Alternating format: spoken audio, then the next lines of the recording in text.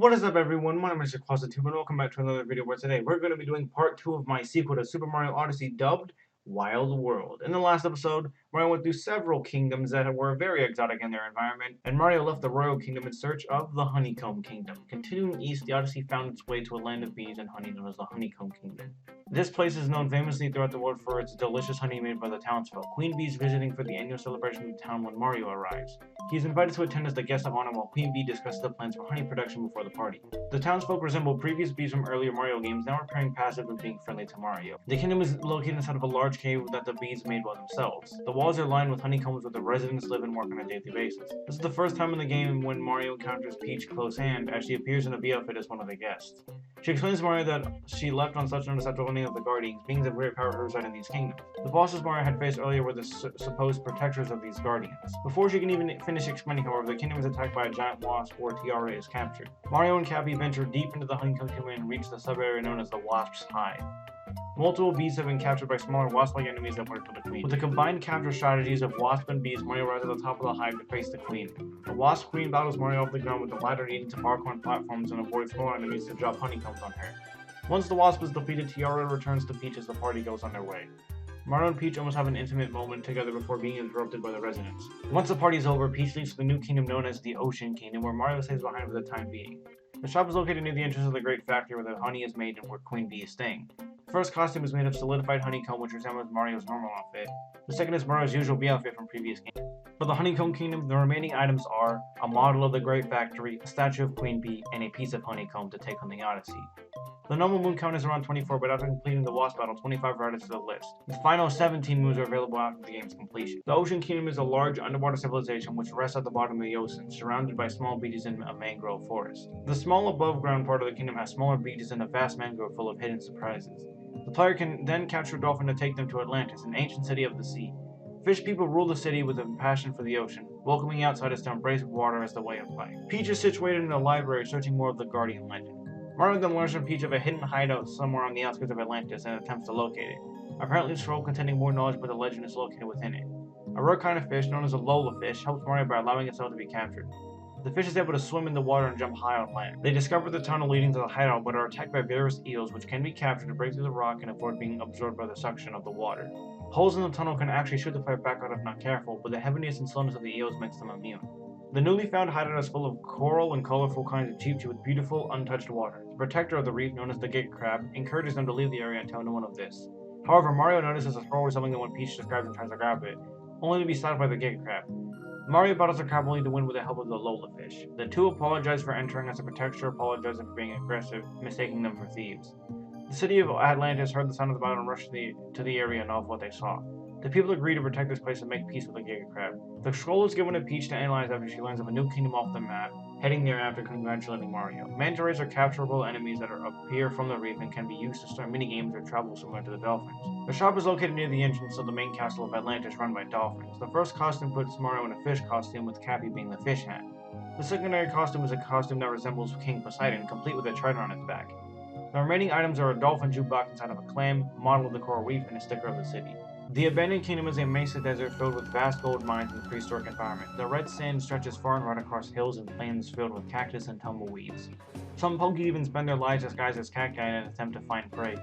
Fossils of extinct reptiles can be found scattered throughout the kingdom as something killed them off. This kingdom appears on no maps, little to no information about it being discovered. Instead of a Tyrannosaurus, a large Triceratops rests in front of an underground temple's entrance. Mario must battle in order to pass, where after it is capturable for a short period, similar to the Tyrannosaurus Rex and Cascade. This allows Mario to break open the entrance of the temple and also various structures around the kingdom. Peach arrives at the site as Mario reveals the temple stepping in together. Inside is a mirror that depicts 9 guardians consuming an ancient force of evil inside of a tomb. Cappy recognizes a few strange markings to the side of the mural, attempting to read it.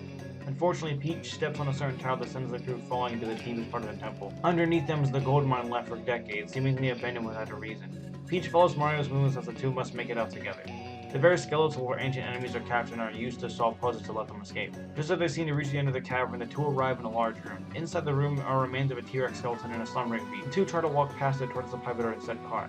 The first guardian they have seen is now in front of them, charging with a powerful sprint. The creature's covered in armor, spikes with a club tail, and a crocodile-like head to boot. After Mario ground pounds its eye twice, the creature knocks out of the cavern and into the sea. The boss runs around the kingdom freely, only being defeated by capturing the Triceratops and knocking it on its side. The creature becomes passive after 4 hits and returns back to its cave, waiting for the day it is needed again. The mines become open, full of hidden spots and coin rooms. The shop is now accessible at the main entrance of the mine, run by several of the skeletal enemies from below. The first costume puts Mario as an archaeologist, while the second makes him resemble Bowser Jr. The remaining items are a pair of red sand with bones, a toy of the Triceratops, and a painting of the mirror to hang on the Odyssey.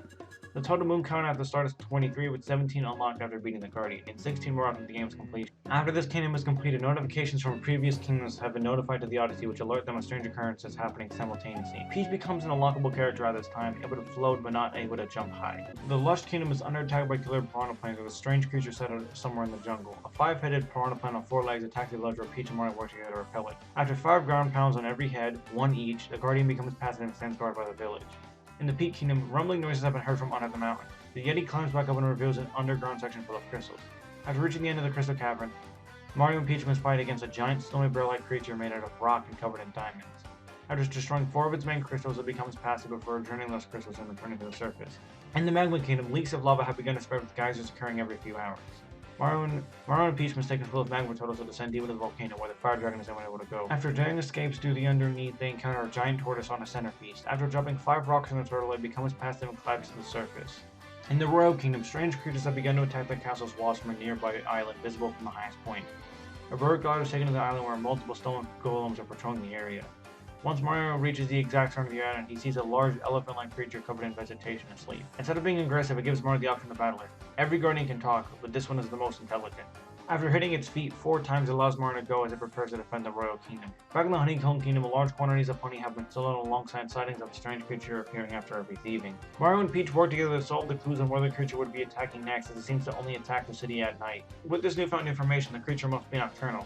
At the city's factory of honey, the Scorpion Guardian attacks at night as it battles Mario. After 4 hits to the tail, it becomes passive and guards the entrance of the kingdom. In the Ocean Kingdom, eels have suddenly gone missing from their usual spot, with the remains of them being discovered on the outskirts of the city. Mario takes a dolphin to the darkest part of the kingdom, a vast open space of the unknown beneath the city, revealing the Twilight Zone. They discover a massive marine reptile with 4 fins, an elongated neck, and noticeable spikes devouring an eel hole. With assistance from the Giga Crab and the 5 hits to the head, it breaks a hole into the surface and defends Atlantis. With all of the Guardians now standing watch, the pair leaves for the remaining kingdom in hopes of finding the remaining 2. The Valley Kingdom. Somewhere on a far-off kingdom is the Valley Kingdom, with residents living in houses inside of a valley.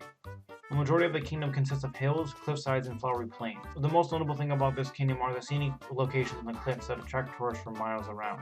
A few of the rarest places are only accessible through guarding, and are usually unattainable towards tourists. The valley is a central part of the kingdom, home to the residents known as Koolings, small bird-like creatures that practice flying in their free time. They are one of the kindest species on the planet, welcoming and protecting those that sit beside them.